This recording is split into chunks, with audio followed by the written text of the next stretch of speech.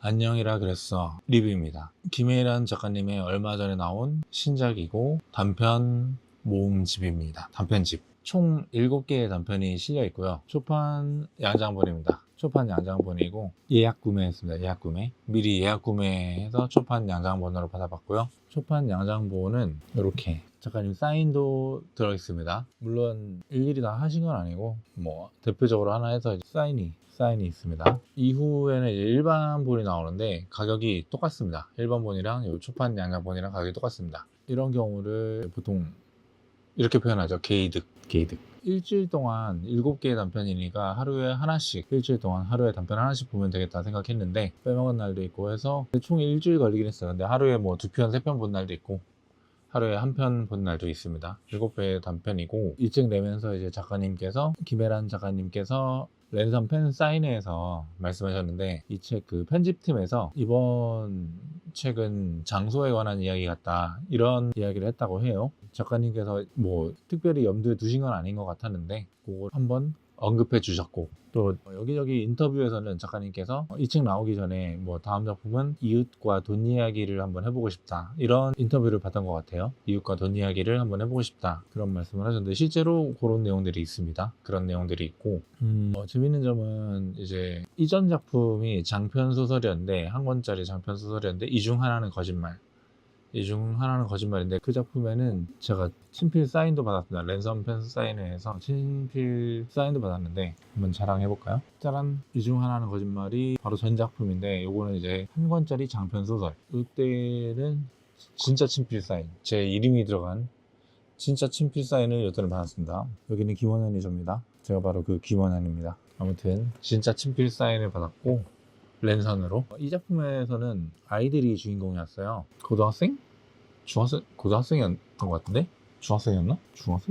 아무튼 중학생이었던 것 같은데 아이들이 주인공이었습니다. 근데 이번 작품에는 이웃과 돈 이야기여서 그럴까요? 등장인물들이 나이들이 좀 있습니다. 연령대가 좀 있고 30대 중후반에서 40대 중후반? 그래서 와닿았어요. 많이 와닿았고 돈 이야기라고 해서 막 금전적인 그런 이야기보다는 어떤 자본 이야기 같은 느낌으로 그러다 보니까 이제 부동산 이야기가 좀 곁들여진 그런 게 메인 막 주가 되는 건 아닌데 그로 인해서 세상의 흐름이죠. 부동산 같은 건 그런 걸로 인해서 이제 일어나는 이야기들 그런 걸로 인해서 우리 이웃들이 닥치게 되는 상황 겪게 되는 일들 뭐 이런 것들 그런 것들이 좀 있고요. 전체적으로 좀 슬픕니다. 전체적으로 좀 슬프고 근데 뭐 자연스러운 슬픔도 있고 부동산 이야기도 있는데 어떤 여행지에서의 그 팁 이야기 같은 것도 있어요. 그런 것도 있고 어쨌든 여행지에서의 타국 사람들도 우리 이웃이긴 이웃이죠.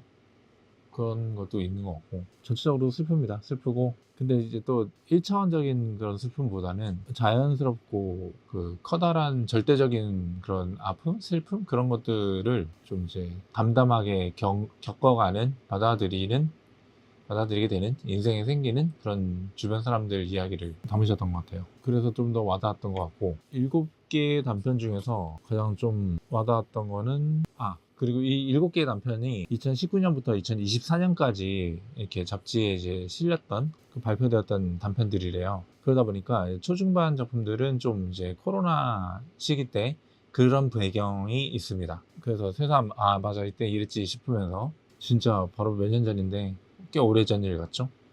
이땐 이랬지 그런 거 몇 명 이상 모임 금지 이런 것들이 있었잖아요. 그런 것도 그렇고 마스크 쓰는 것도 그렇고 아무튼 그런 것들이 있고 가장 최근작은 2024년 작품이 있고 전체적으로 좀 슬프고 아프고 그나마 좀 괜찮았던 거는 그나마 좀 덜 슬펐던 거는 숲속 작은 집이라는 두 번째 에피소드였는데 와 이것도 근데 마음을 막 꾸깃꾸깃하게 만들어요.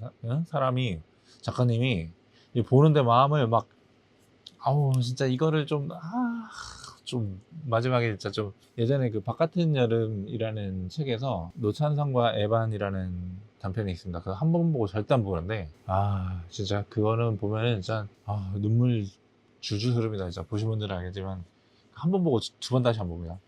노찬성과 에반 근데 약간 이거 뭐 애완동물 이야기는 아닌데 어쨌든 숲속 작은 집에서 나오는 그런 느낌이 그 정도는 아닌데 요거는 뭐 두 번, 세 번 볼 수 있지만 그 막 마지막에 그 마음을 막 꾸깃꾸깃하게 만들어서 그거 좀 펴고 싶은 약간 그거 어떻게 못 펴나 하는 막 되게 막 막 내가 다 막 미안하기도 하고 막 그런 거 있잖아요. 아무튼 그런 아주 몹쓸 내용이 있습니다.